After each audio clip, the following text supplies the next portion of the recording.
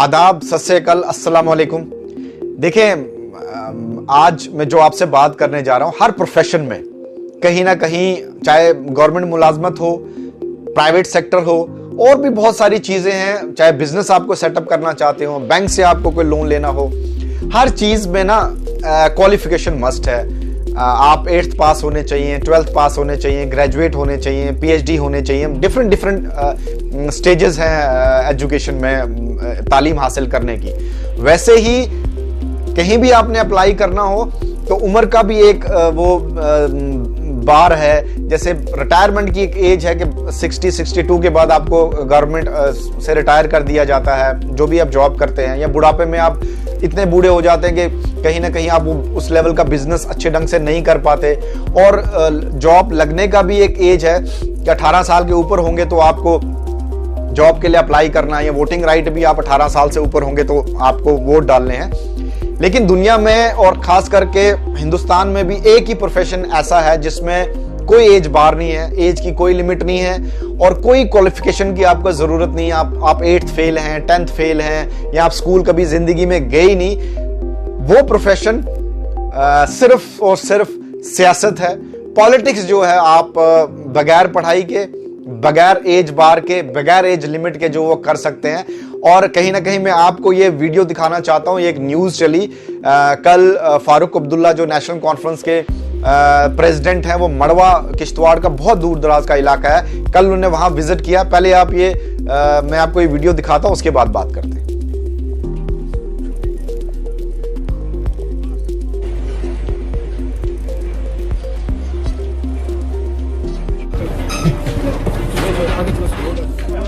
चलिए जनाब, चलिए आगे चलिए।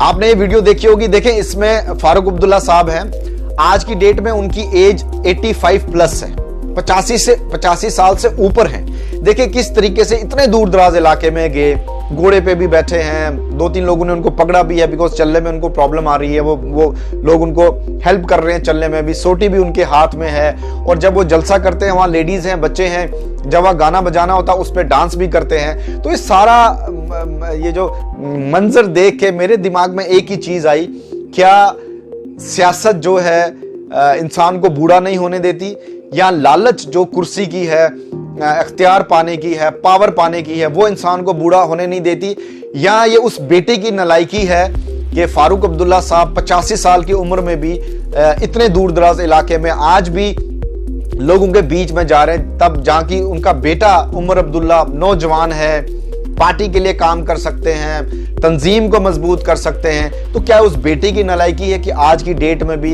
इतने बुजुर्ग वालिद को जो है इतने दूर दराज इलाके में इतनी सर्दी में भेजना क्या जायज है?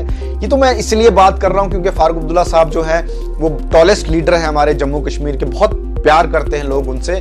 तो मेरे को ये देख के बड़ी हैरानगी हुई कि सियासत ही एक ऐसी है जिसमें एज बार कोई नहीं होती। आज भी 85 साल की उम्र में जो फारूक अब्दुल्ला इतने दूर दराज इलाके में जा रहे हैं कि कहीं ना कहीं वो नेशनल कॉन्फ्रेंस जो पावर में बाहर है इतने सालों से, उस पावर को वापस लाने के लिए, या अपने बेटे को चीफ मिनिस्टर बनाने के लिए, वो जो दिल में एक उत्साह है, वो अब उसको लालच का नाम दे दो आप, कि कहीं ना कहीं वापस उस पावर में आने के लिए इस उम्र में भी इतनी जदोजहद कर रहे हैं। तो मैं जिस मौजू पे बात कर रहा था वो मैंने इसलिए टॉपिक लिया। देखिए, पॉलिटिक्स ऐसी एक चीज है, एक ऐसा एक प्रोफेशन है जिसमें एज बार कोई नहीं है। 85 साल की उम्र में है तब भी आप पॉलिटिक्स कर सकते हैं, 100 साल की उम्र में हो जाएंगे तब भी पॉलिटिक्स में कोई रिटायरमेंट नहीं है। और सबसे बड़ी बात, पॉलिटिक्स में एजुकेशन की कोई जरूरत नहीं। आप 8th फेल हैं तब भी आप MLA बन सकते हैं, MP बन सकते हैं। आप स्कूल कभी गए ही नहीं, कोई आपसे क्वालिफिकेशन नहीं पूछेगा। सिर्फ ये है कि आपने इलेक्शन में खड़े होना, आपको अगर वोट लोग दे के जिता देते हैं, आप पार्लियामेंट में जा सकते हैं, आप MP बन सकते हैं, आप असेंबली में जा सकते हैं, आप MLA बन सकते हैं। अब सोचने की बात यह है, देखिए एक अनपढ़ शख्स जब MLA बन के पार्लियामेंट में जाता है तो वो क्या डेवलपमेंट करेगा आज के पढ़े लिखे इस दौर में, क्योंकि दुनिया का टेक्नोलॉजी का दौर है, डिजिटल इंडिया का दौर है, कंप्यूटर का दौर है, इंटरनेट का दौर है। तो क्या वो स्कीम्स बनाएगा असेंबली में, पार्लियामेंट में बैठ के? हमें इस पे सोचने की जरूरत है। कहीं ना कहीं मैं गवर्नमेंट से गुजारिश करता हूं कि वक्त आगे है, सेंट्रल गवर्नमेंट जो बीजेपी की बड़ी स्ट्रांग गवर्नमेंट है, इस तरफ भी सोचने की जरूरत है। एक रिटायरमेंट का एज होना चाहिए पॉलिटिक्स का भी, ताकि नए नौजवानों को उसमें मौका मिले। लेट इट बी 70 साल, 75 साल, कोई भी एज रख दे रिटायरमेंट का। और दूसरी सबसे बड़ी बात है, क्वालिफिकेशन बहुत इंपॉर्टेंट है। देखें, पढ़ाई के बगैर जो है एक लीडर बिल्कुल हैंडीकैप है पार्लियामेंट में और असेंबली में बैठ के। तो कहीं ना कहीं जैसे ही हमारे सरपंचेस के, पंचेस के, बीडीसी के, डीडीसी के इलेक्शंस होते हैं, इसमें मिनिमम 12th पास है, ग्रेजुएट तो होना चाहिए।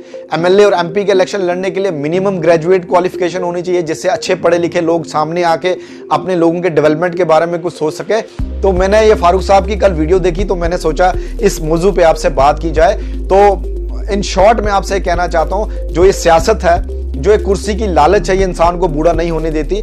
या तो फिर आगे आने वाली जनरेशन इतनी नालायक है कि वो अपने बुजुर्गों को 85 साल की उम्र में भी जो है वो धक्के खाने के लिए इतने दूर दराज इलाकों में जो है इस उम्र में भेजती है, ताकि उनकी वजह से जो है आगे आने वाली जनरेशन जो है कुर्सियों पे बैठ सके। तो हमें इस पे सोचना पड़ेगा।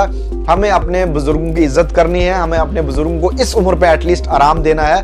और मैं उमर अब्दुल्ला साहब से कहना चाहता हूं, उमर अब्दुल्ला साहब, आप नौजवान हैं, आप भागें, लोगों के बीच में जाएं, लोगों के बीच में बैठें। अगर आपने चीफ मिनिस्टर बनना है, वालिद को इतनी सर्दी में और इतने दूर दराज इलाके में भिजवा के जो है, मुझे थोड़ा सा कहीं ना कहीं अच्छा नहीं लगा।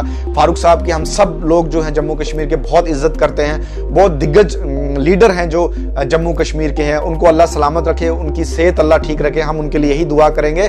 और ओवरऑल जो है सिनेरियो जो है पढ़े लिखे नौजवानों का है, तो इसीलिए मैंने सोचा इस टॉपिक पे आपसे बात करूं। क्या आने वाले टाइम में पढ़े लिखे नौजवान और अच्छे लेवल पे इस पोजीशंस पे नहीं आने चाहिए, ताकि अपनी कौम की, अपने इलाके की वो डेवलपमेंट कर सके? इस सवाल के साथ मैं आपको छोड़ के जा रहा हूं। बहुत बहुत शुक्रिया।